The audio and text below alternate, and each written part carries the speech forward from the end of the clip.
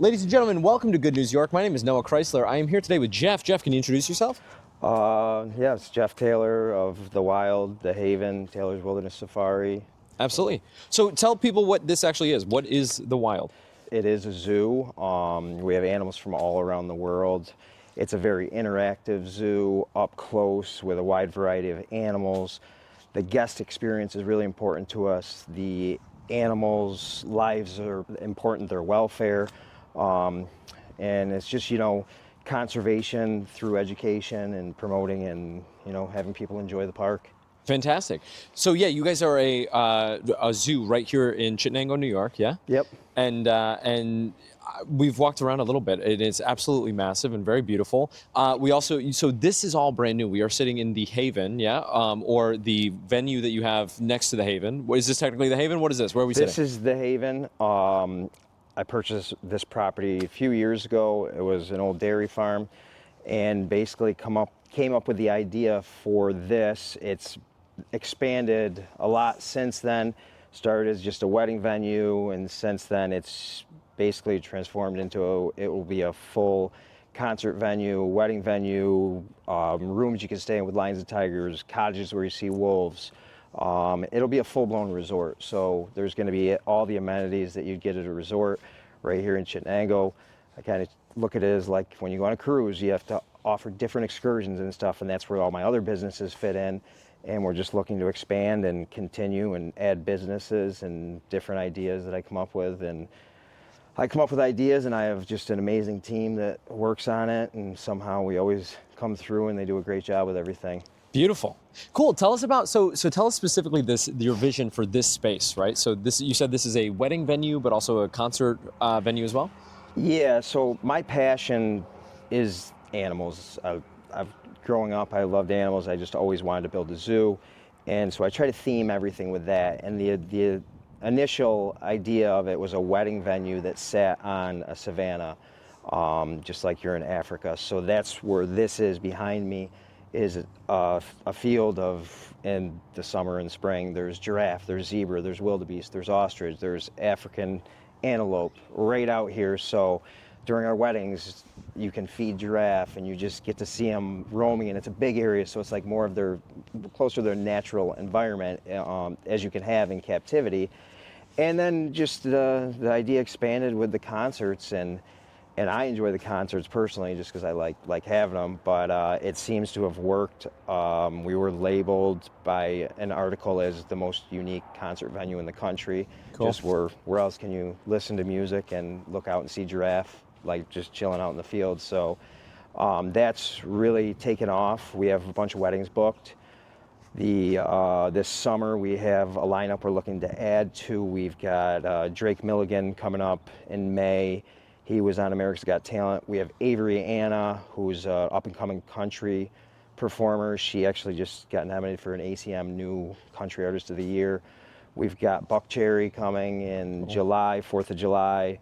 We've got a 3-day weekend where a Thursday night's Lakeview. They're the country rock band. Friday night is Montgomery Gentry. And then Saturday is Marshall Tucker Band. Then we just announced that we booked the band Perry. So cool. a lot of Wow. concerts and big events, and I think we've probably got 6 or 7 weddings. It's a unique place where there's no other place where you can get married with a giraffe right there. And sure. And we try to make it really high-end facility, like try to go above and beyond with everything here. We're going to build a resort-style pool area with you can be hanging out at the pool, and there's going to be a flamingo exhibit next to it, so you'll just look at the flamingos while you're hanging out. Yeah, we'll put a gym in. Oh, cool. We're going to do pickleball, basketball, a lot of different stuff, everything you could imagine. Oh, that's awesome. Yeah, a lot of stuff. Very cool. So the 2026 season is opening up right now, right? It's spring right now. We're going Saturday, yeah. It opens Saturday. Saturday Fantastic. is a big opening. What new things can people expect at the Wild this year? Things that have that they might not have seen yet. We've worked on some of the exhibits and redoing some stuff. We've got some grizzly cubs for people to see. They can, just like normal, get your picture taken with a baby kangaroo.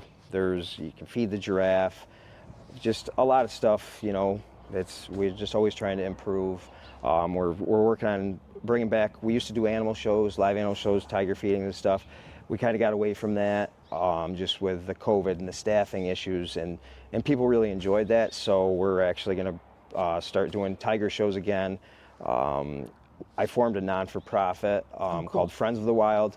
You know, we've got these businesses, and it's great, it's business, but I'd also like to contribute to conservation, and it's also to enhance the lives of animals in captivity. So we're going to do some different things. We're going to do tiger feedings during the tiger shows, where you can pay to feed the tigers, get your picture taken feeding them, and all the money goes towards our non-for-profit. So it's from a safe distance. Everything's safe. You're not going in and feeding them. You're not handing them a steak from your no. hand? No. What are you feeding a tiger during a tiger feeding? So it's meat, beef, Cool. chicken, and they all have vitamins mixed in with it. That's part of, like, with running a zoo, it's very extensive. We go through between 8,000 to 10,000 pounds of meat every month. Wow. Which is a lot. That's a lot of meat. But we have, you know, one of the biggest private cat carnivore collections in the country. It's kind of my passion of the cats and stuff. So it's a lot of mouths to feed, and want to make sure they get everything they need. So Absolutely. How many cats do you have?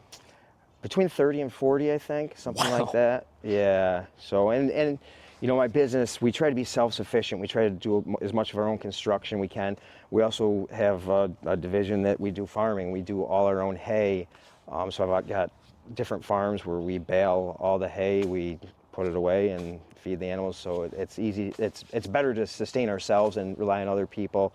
So that's a whole nother aspect. There's a lot going on around here, like always. Yeah. So I believe it. I believe it. No, that's super cool. I grew up on a farm, so it's kind of like I enjoy the farming aspect of it. My father really helps out with the hay, and I've just got a great team. You know, everybody that works really hard, and it makes it all come together. Absolutely. No, yeah. I mean, what a unique business to have here in Chittenango. I mean, that's incredible. And I don't know. We've talked a little bit about some of the progression of the business over the years. Has it been difficult to kind of expand the business, and have you gotten pushback from the locals and that sort of thing? It's been a battle for, you know, this is my 16th season, and I've been fighting from the beginning. You know, I push the limits. I like self-aware of that. So, but if I didn't push the limits, I'd probably never be able to build a zoo in Chittenango. But it's been a constant battle. It's been challenging, but I'm a fighter. I don't like, to the point where I kind of don't really enjoy it anymore. I'd rather just have things go smoothly. You know, my business contributes so much to the community. Just, you know, employment and helping other local businesses and stuff. So that's where it gets frustrating. But sometimes I'm my own worst enemy, and with pushing the limits, you kind of get in trouble. Yeah. What are some things that you've learned since the start, right? In terms of, you know, navigating that, or even just operating the business in general. So I used to like go by the whole it's easier to ask for forgiveness than to be told no, and I kind of ran out of forgiveness. So just trying to do things that are, you know, within the right ways, and I still can't sell out and do it completely. No, I'm just kidding. But you know, that's the challenge. I like to just do things, just get them done and stuff. Sure. And Yeah. I don't like red tape, and there's a lot of red tape. So I believe it. And just working with them, and you know, I've got some great people like on the local level now that we work with, and it's gotten to the point where I think that they really want to see my business succeed, and they're trying to help. It's challenging. It's not your normal business, and I don't stop, and I keep adding things and changing things and doing different things. So it's challenging to navigate, but we're trying to have things in place to make things a little bit easier. And cool. Yeah. Absolutely. I think one thing in the back of people's minds when they come to a zoo or they come to things like that, they want to make sure that the animals are, being treated well and being taken care of. And it seems like you're very thoughtful about that, with habitats, with nutrition and that sort of thing. Can you speak a little bit to that, some of the amenities that you provide the animals to make sure they're well treated? Yeah, it's very challenging. We have, I don't know, between 600 and 800 animals, which is quite a lot, and it's a lot of mouths to feed. And, there's different diets, different, vet care. We have a vet that comes out twice a week, or emergency situations as needed. We really focus a lot of effort on that. And it's challenging. People, you could tell your doctor you're sick. Animals, you have to pay attention to body language, pay attention to body condition. You can tell, or sometimes you can't tell. So that's where it's very challenging. But we try to just, do the best we can for them and give them big habitats and give them enrichment and give them things that they can get out and move around. And it's not easy, but they deserve it being in captivity. And The challenging thing is dealing with, there's a sector of animal rights people and they're nuts. So they don't even want you to own a dog or cat. So, but it's easier to go after a zoo than a dog or cat. So you're always fighting new laws that they push, and it's challenging. So you try to just not give them any material.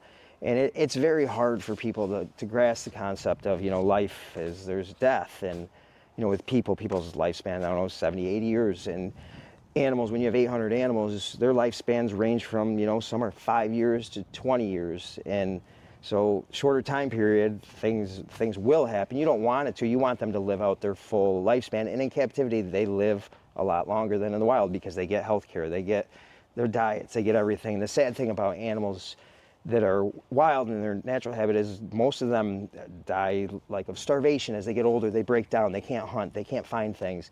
And it's, it's a bad way to go. And obviously, in a perfect world, we'd want everything to be free roaming and be out there in their natural environment, but it's not realistic as, humanity expands and cuts down their habitat. It's challenging, and, people will say, release them back to the wild. One, an animal in captivity will not survive in the wild. They can't learn to hunt. They just wouldn't be able to function. But it's like, where do you want me to put them? They're cutting down the forest. They're destroying the rainforest, and that's where these animals in captivity are basically like an ambassador for the animals in the wild, so that we can raise awareness. We've gotten so far away from things with social media and everything, the phones, and I feel like, you go to the zoo, it takes kids away from their phones and gives them a break and actually makes them focus on seeing an animal. You can see an animal on TV in a book. It's not the same as seeing a 500-pound tiger like right there and, talking about it and feeding them. It's just, I want to have a positive impact and hopefully, educate people and that, and it's just, it's the way that it has to be. If you don't have them for kids to see up close like that, there's not going to be the awareness that we need to protect them, and they basically, it needs to be put in front of your face, and I feel like zoos are very, very important in that aspect. For sure. Yeah, as far as, building this facility and taking care of those animals, so do you have any like guiding principles, things that you keep in mind as you are taking care of these animals and designing the systems and things that help support these animals? Do you have like values that you like to adhere by to make sure that the animals are well taken care of? Yeah, the challenging thing is we're so big now is finding quality employees nowadays. We have some amazing employees, and like I've said, like people give me credit for building this facility. I'm nothing without my team. I mean, they do the work. I mean, this winter, what they dealt with the winter and the freezing and the frozen water buckets and different things. Like, I give them all the credit in the world because they're out there when it's 20 below. They're taking care of animals, and it's not comfortable, but they work hard, but it's challenging. We find good people and try to keep them, but you have to go through a few to get some good ones. But I'm fortunate, I do have some really great employees, and it's, we try to like push the team. The team, we're a giant team, everybody working together, have their different parts, and that's where, yes, I'm the owner, it's my business, but I'm nothing without the people that work for me. And over the course of the years, there's people that have worked for me that are no longer here working, but they were a contributor to get to the point that I'm at now, and I'm forever grateful for that. And if people leave, like, I wish them the best and success, because if they want to move on and do bigger and better things, like, I'm always looking to do better with my life. So like, I hope they can do the same. And kind of sucks, when you lose good people, but you can't hold people back, and you want them to enjoy things and succeed as much as possible also. Absolutely. Cool. Beautiful. Cool. The 2026 season opens on Saturday. How can people find out, come out here, and are there any like events or things that you want people to come to this season here? Yeah, we've got thewildpark.com, our website. Our social media pages are big to follow because we list all our new events, and we do special events at the zoo. We do, Halloween nights. We do different things throughout the end of school year bashes. And then the Haven page, I think it's havenofthewild.com, and then we have our Haven Facebook page. We have Instagram pages. And it's just the best way to see concert updates and stuff. Everything's just basically on those pages.